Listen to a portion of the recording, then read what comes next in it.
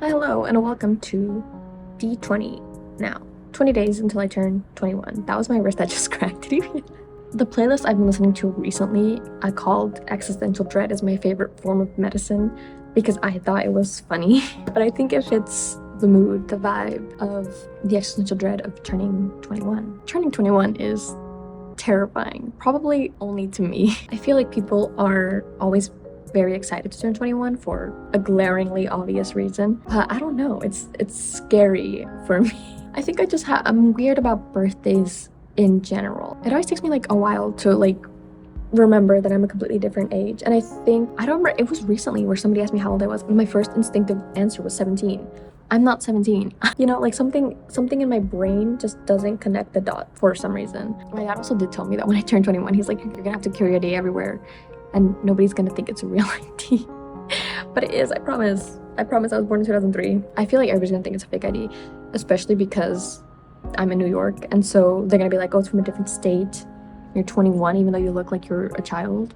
You're lying. So we'll see how that works out. But also 21 is like an age. It's kind of the age of all ages, mainly just because it's like you are rid of all of the limitations that you previously had age-wise. 18, you're no longer a minor, but you're still a teenager. And so it's like, there's still something you can do. 19 passes by, you're just like a teenager, you don't gain anything from turning 19. 20, you're no longer a teen, you are now a young adult. But also you don't like gain anything you can do, like you're just now no longer a teenager. And that is terrifying to experience. 21, just essentially like the world is at your hands now. You are now part of the adult world. You have to enter the real world and like do your part in it as a functioning member of society. And that is terrifying.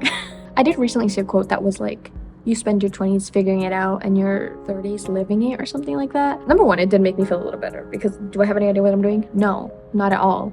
I decided I was gonna be doing this like a week ago. So I don't feel that bad about being lost, but also the thought that I only have my 20s to figure it out is a little terrifying. And I know I theoretically like don't only have my 20s, but in my head, like that's what I took the quote as. I was like, I have to figure everything out by the time I'm 29 or else the world will explode and everything will go bad. The dread of turning 21 is overpowering any excitement that comes with it for me right now. But like, that's just a me thing. You know, we got 20 days to figure it out, to try to get used to the idea that I will now be 21. For now, it's just such a strange concept to try to get my brain to work through. Like something about me being 21 just doesn't sound right.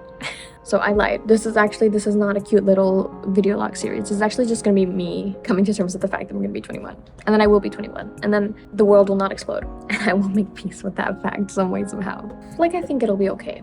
But I guess we'll have to wait and see. That sounds morbid, but I don't mean it like that. I mean, like, anything goes, you know? We'll get through it some way, somehow. Unlike most people who have midlife crises, I've decided that since I have no idea when the middle of my life will be, I'm just gonna have an ongoing crisis. That's what half of this channel is about anyways. It's just me being like, time is passing by and I don't like it. And that's like what the entirety of any of me making videos is about. 20 to 21. Cheers to that.